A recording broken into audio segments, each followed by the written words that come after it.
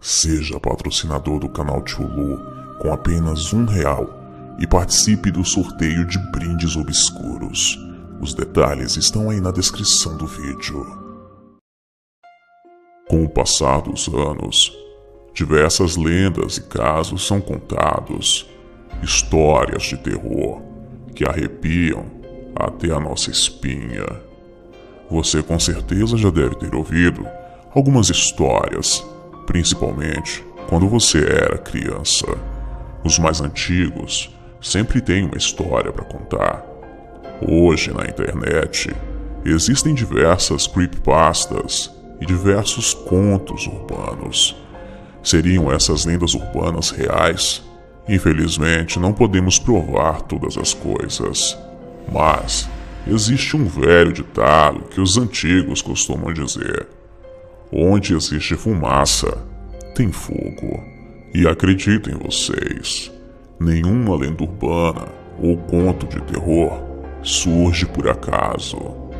A maioria deles, tenho certeza, que se baseiam em alguma história real. E o intuito dessas lendas e contos urbanos não é somente assustar você, mas é te mostrar que existe um lado obscuro nessa vida e que nós devemos também nos preocuparmos com ele. Sentem-se, crianças. O Tio Lu vai contar uma história para vocês.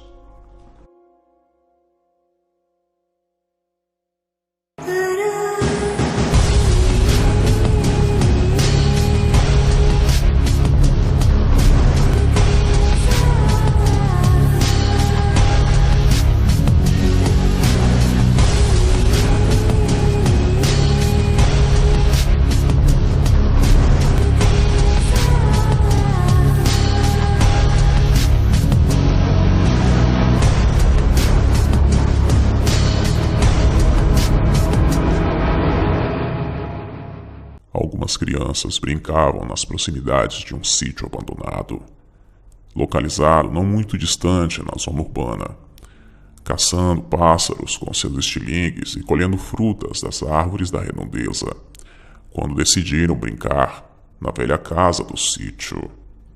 De repente, os meninos saem da casa aos gritos de pavor, correndo entre as trilhas no mato circunvizinho que dava para fora daquela propriedade, voltando para suas casas assustados e totalmente em choque, contando a todos a cena que viram ali naquele casebre abandonado. Imediatamente, alguns pais e curiosos resolveram invadir o velho sítio, a fim de averiguar a história dos garotos. Pulando a cerca, que ficava aproximadamente a uns 100 metros da casa, que por volta estava cheia de mato, folhas secas e lixo trazido pelo vento, mas nada que justificasse o fedor que vinha de dentro do casebre abandonado. Havia muito tempo que ninguém residia ali. Aquela propriedade estava há muito tempo abandonada. A casa estava caindo aos pedaços. As portas, comidas pelos cupins, buraco nas telhas, chão da varanda completamente coberto de folhas secas e paredes deterioradas pelo tempo. Nenhum vestígio de um animal morto. Alguns homens da cidade que estavam ali para averiguar se armaram com pedaços de pau, pedra e tudo que podiam encontrar pelo caminho dentro da propriedade em direção à casa. Lentamente eles se aproximam da porta, que possuía 2 bandas, porém uma estava tão destruída que continha-se pendurada apenas por uma dobradiça. Uns olhavam um para o outro, tampando o nariz de tamanha podridão. O fedor era imenso, e continuavam a se perguntar de onde vinha aquele fedor. Um dos que ia à frente chuta o único lado perfeito da porta, arremessando restos podres no chão. Entra gritando com um pedaço de pau na mão, até paralisar-se, vendo a bizarra e terrível cena em sua frente. Os demais o acompanhavam lentamente, enquanto outros voltavam imediatamente diante da horripilante visão que estava à sua frente. No centro da sala, com o telhado furado deixando penetrar somente alguns raios de luz pelo telhado, estava um homem amarrado por uma corda que vinha da linha central do telhado. O mesmo encontrava-se de cabeça para baixo, todo em estado de putrefação. À sua frente, outro estava sentado, com o corpo para frente. Em volta de si, pedaços de corpos retalhados, mãos, pés, orelhas e um braço. Se aproximando mais, dava para perceber que por baixo do homem amarrado encontrava-se uma tigela que dava para concluir que aparava o sangue do indivíduo. Os dois corpos estavam cheios de bichos, estava em estado de decomposição muito avançado, e o mau cheiro era terrível. Uma sensação de morte tomava conta daquele ambiente. Alguns que estavam ali presentes não suportaram o fedor e vomitaram.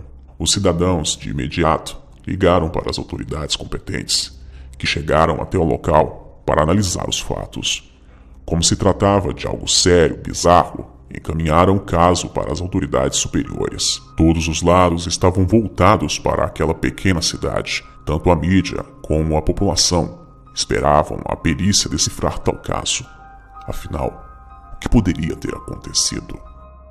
Poucas explicações foram dadas e, dentre muitas especulações, a conclusão é que tratava-se de bruxaria. Pouco a pouco, o caso foi sendo esquecido pela população. A casa do sítio foi derrubada e o terreno ficou desabitado, dando espaço a uma vegetação de mato fechado. Um ano depois, ninguém nem mesmo se lembrava do caso. Lucas Mato, um jornalista da capital, havia acompanhado por partes o caso até ser possível o arquivamento. Um ano depois, os editores-chefes do jornal policial resolveram abrir uma reportagem investigativa. Resolveram apurar os fatos e voltar o caso à mídia, encarregando Lucas de tal tarefa. Através de contatos na polícia, ele inicia a investigação, entrevistando agentes que, na época, encarregaram-se do caso. Investigando mais a fundo, descobriu que o mesmo caso foi abandonado. A primeira coisa que descobriu foi que a equipe policial achou no local uma câmera que registrou todos os fatos. A segunda é que não havia somente 2 pessoas na casa, mas sim 5 pessoas, sendo 2 mulheres e 3 homens. A terceira evidência apontava para um ritual satânico que estava revelado nas filmagens. Porém, as mesmas continham cenas bárbaras, chocantes e totalmente sobrenaturais. A equipe que assistiu todo o episódio do vídeo praticamente não resistiu, sendo que houve apenas um sobrevivente na equipe, o único que não se suicidou. Porém, ficou lunático, perdendo toda e qualquer capacidade de sobriedade. Sim, todos os policiais e peritos que assistiram àquelas imagens morreram.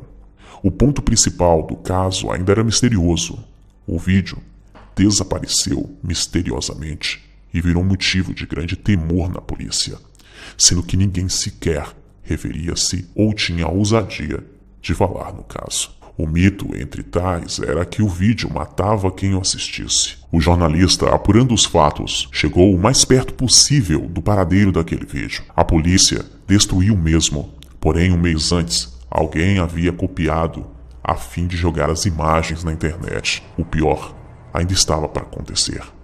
O ocorrido com o vídeo desaparecido estava recente e quem copiou provavelmente estava pronto para divulgar na web e desencadear uma maldição sem precedentes. O jornalista, orientado por evidências, resolveu procurar um dos únicos paranormais que havia acompanhado o caso, um vidente que morava naquela pequena cidade.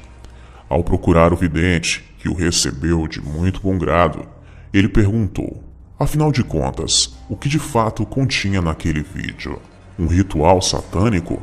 Por isso que aquelas pessoas estavam mortas porque elas foram sacrificadas? Alguém fez o ritual e filmou aquelas barbaridades? O que tinha naquelas imagens que fizeram aquelas pessoas morrerem?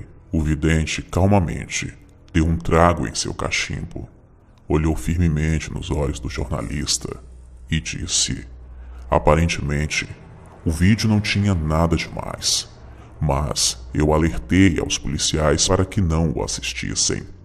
No vídeo não continha exatamente o ritual que estava filmado. Era um outro vídeo com outro conteúdo obscuro, mas quem o assiste atrai para si uma terrível maldição. E o jornalista perguntou: que maldição é essa? O vidente respondeu: quando você assiste a este vídeo, você abre um portal para o inferno e alguns demônios vêm para torturar você e levar a sua alma para lá. Então o jornalista disse: então precisamos impedir que este vídeo se espalhe por aí. Mas o vidente lhe respondeu: tarde demais. Este vídeo já está na internet e, para piorar ainda, está no YouTube. Então agora você deve estar me perguntando: tio Lu, que vídeo é esse? Sinto muito, você acabou de assistir ao vídeo.